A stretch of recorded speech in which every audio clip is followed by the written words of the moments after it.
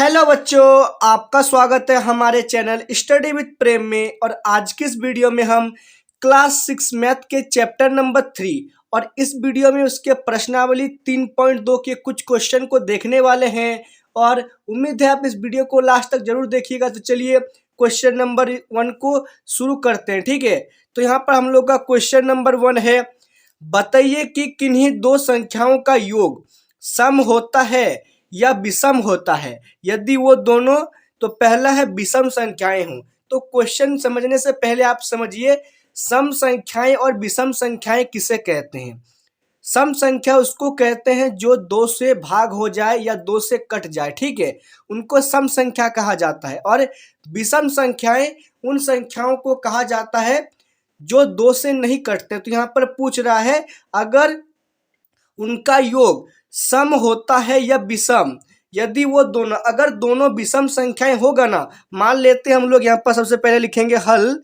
अगर हल लिखने समय अगर वो दोनों संख्याएं सम या विषम, यानी कि अगर मान लेते हैं कि वो पहला संख्या जो है वो आपका 3 है, 3 तो एक विषम संख्या है, और दूसरा संख्या हम लोग लिख दिए 5। अगर हम इन दोनों को जोड़ते हैं तो क्या होगा, हो जाएगा 8। तो बताइए 8 क्या है, तो 8 जो है एक सम संख्या है। और एक चीज का उदाहरण लेते हैं, एक ले लिए 7 और प्लस ले लिए 9। तो 7 और 9 दोनों विषम संख्या है। अगर हम लोग इन दोनों को जोड़ते हैं तो आपका आएगा 16। तो 16 जो है एक सम संख्या। इससे हम लोग को क्या पता चलता है कि अगर हम लोग दोनों विषम संख्याओं को जोड़ते हैं तो क्या हम लोग का उत्तर निकलेगा, तो सम संख्या। तो क्या निकल जाएगा, सम संख्या निकल जाएगा। ठीक है, तो ये हो गया आपका आंसर। और दूसरा नंबर में है सम संख्या है। जिस तरह हम लोगों ने यहाँ पर विषम संख्या का उदाहरण लिया, उसी तरह हम लोग को जो है सम संख्या का उदाहरण लेना है। ठीक है, तो हम लोग उदाहरण लेंगे 2 का और प्लस 4 का। अगर हम लोग इन दोनों को जोड़ते हैं तो आपका हो जाएगा 6। तो 6 भी एक सम संख्या है। और दूसरा हम लोग उदाहरण लेते हैं 6 का और 2 का ले लिए, 2 का ले लिए, 6 और 2 कितना हो गया आपका, तो 8 हो गया।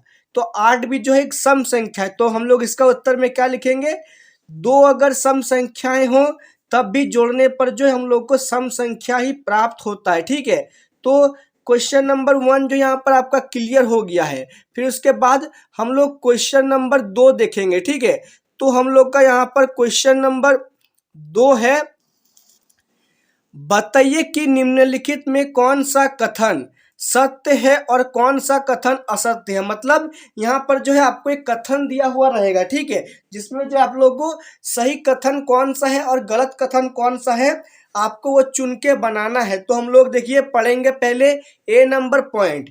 तो ए नंबर पॉइंट में है 3 विषम संख्याओं का योग, 3 विषम संख्याओं का योग सम होता है। तो क्या जो 3 विषम संख्याएं होंगी उनका योग सम होगा।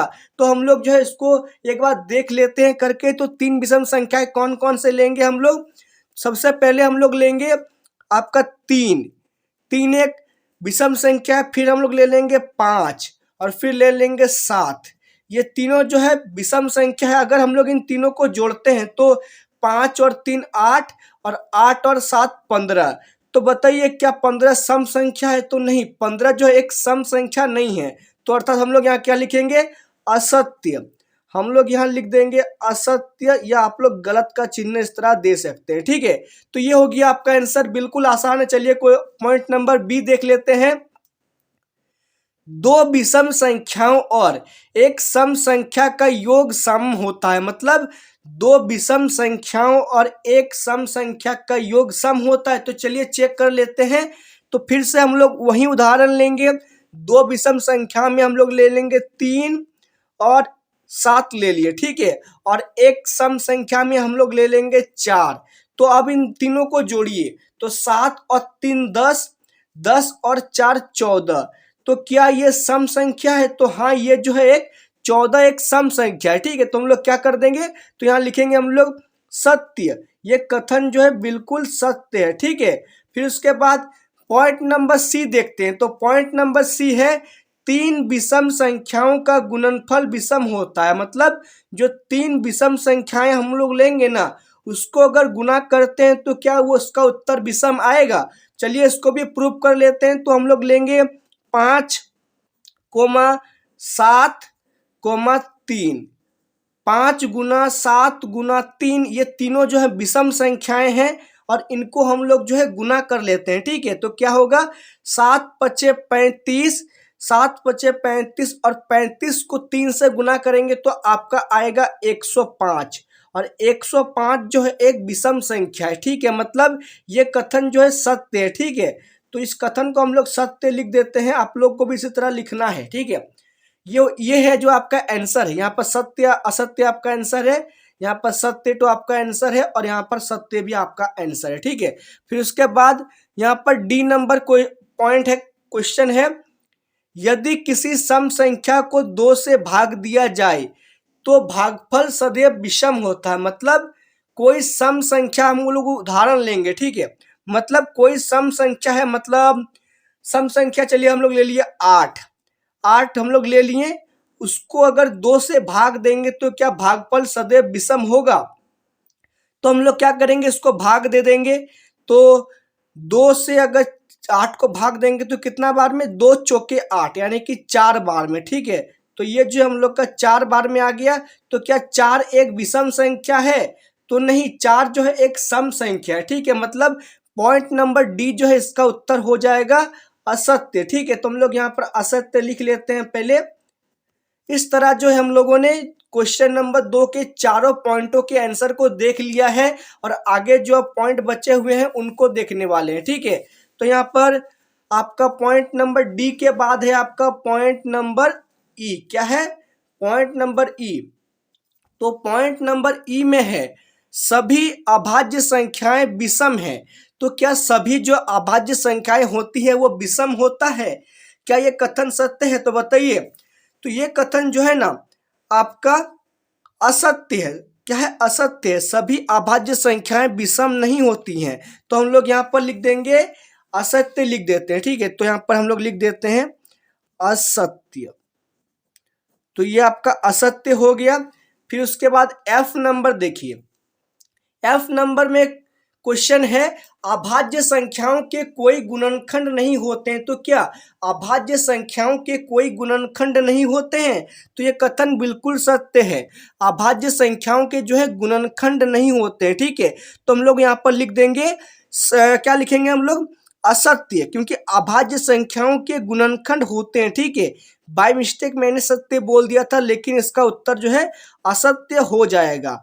अगर आपको किसी भी क्वेश्चन के लिए कोई डाउट है तो आप जो है कमेंट सेक्शन में हम लोग को पूछ सकते हैं और उस पर जो है मैं एक अलग वीडियो बनाने का कोशिश करूंगा। ठीक है, फिर उसके बाद जी नंबर क्वेश्चन देखिए। तो जी नंबर क्वेश्चन है 2 अभाज्य संख्याओं का योग सदैव सम होता है। तो क्या जो 2 अभाज्य संख्याएं होती हैं उनका योग सदैव सम होता है। तो ये जो कथन बिल्कुल सत्य है, क्योंकि इसको जो है हम लोगों ने पहले गलत प्रूफ कर दिया है। 2 अभाज्य संख्याएं होंगी उनका योग सदैव जो है सम नहीं होता है। ठीक है, तो जी का उत्तर क्या लिखेंगे हम लोग, असत्य। असत्य लिख दिए। फिर उसके बाद एच नंबर पॉइंट है केवल 2 ही एक अभाज्य संख्या है। तो क्या 2 ही एक सम अभाज्य संख्या है, तो ये कथन जो है बिल्कुल सत्य है, क्योंकि 2 ही है जो अभाज्य संख्या है। ठीक है, सम अभाज्य संख्या है, तो सत्य लिख देंगे यहाँ पर। फिर उसके बाद सभी सम संख्याएं भाज्य संख्याएं होती है। तो क्वेश्चन नंबर आई में हम लोग से पूछ रहा है सभी सम संख्याएं भाज्य संख्याएं होती है, तो इसका क्वेश्चन का आंसर हो जाएगा आपका असत्य, नहीं होती है। ठीक है, तो असत्य हम लोगों ने यहाँ पर लिख दिया। एच नंबर पॉइंट है 2 सम संख्याओं का गुणनफल सदैव सम होता है। तो क्या 2 सम संख्याओं का गुणनफल सदैव सम होता है, तो ये क्वेश्चन जो है सत्य है, सत्य होता है। ठीक है, तो जे नंबर भी क्लियर हो गया है। फिर क्वेश्चन नंबर 2 यहाँ पर क्लियर हो गया है। एक बार जो है आप लोग सारे क्वेश्चनों के पॉइंट को अच्छी तरह से देख लीजिए और कॉपी में जो है साथ ही साथ इसको नोट भी कर लीजिए। ठीक है, यहाँ पर आपका ए नंबर का आंसर, फिर बी नंबर का आंसर, फिर सी नंबर का आंसर और नीचे जो है आपका डी नंबर का आंसर दिया हुआ है। ठीक है, फिर डी नंबर के बाद यहाँ पर देखिए यहाँ पर आपका ई नंबर का भी आंसर दिया हुआ है, फिर एफ नंबर का, फिर जे नंबर का, फिर एच आई जे। इस तरह जो है हम लोगों ने क्वेश्चन नंबर 2 के भी उत्तर को देख लिया है। फिर हम लोग देखेंगे क्वेश्चन नंबर 3 के उत्तर को। ठीक है, तो पहले आप लोग क्या कीजिए, क्वेश्चन को पढ़िए आराम से। क्वेश्चन है संख्या 13 और 31 अभाज्य संख्याएं। तो क्या संख्या 13 और 31 अभाज्य संख्याएं? तो हाँ, संख्या 13 और 31 जो है अभाज्य संख्याएं हैं। इन दोनों संख्याओं में 2 अंक 1 और 3 है। 100 तक की संख्याओं में ऐसे अन्य सभी युग्म ज्ञात कीजिए। क्वेश्चन को पहले समझा देता हूं, क्वेश्चन क्या कह रहा है। जैसे देखिए यहाँ पर 13 और 31, अगर 13 को उल्टा कर देंगे तो क्या होगा, 31 होगा, और अगर 31 को उल्टा कर देंगे तो 13। और ये दोनों जो है ना 13 और 31 ये दोनों अभाज्य संख्याएं हैं। इस तरह हम लोग को क्वेश्चन पूछ रहा है कि 100 तक में, मतलब संख्या 100 तक के अंदर ऐसे सभी युग्मों को जो है हम लोग को ज्ञात करना है। ठीक है, तो हम लोग इसको जो है फटाफट बनाना शुरू करते हैं। तो इसमें आपका पहला हो जाएगा, पहला में हम लोग लिखेंगे 17 और 71। 17 और 71 जो है एक ऐसा ही युग्म है जिसमें अगर हम लोग इसको उल्टा कर देंगे तो 17 71 हो जाएगा और 71 17 हो जाएगा, और ये दोनों जो है अभाज्य संख्याएं हैं। फिर दूसरा नंबर पॉइंट है, दूसरा नंबर हो जाएगा हम लोग का यहाँ पर 37 और 73। कितना, 37 और 73 यानी 73, ये भी इसी का युग्म का उदाहरण है। फिर तीसरा हो जाएगा हम लोग का, तीसरा क्या हो जाएगा, 89 और 97।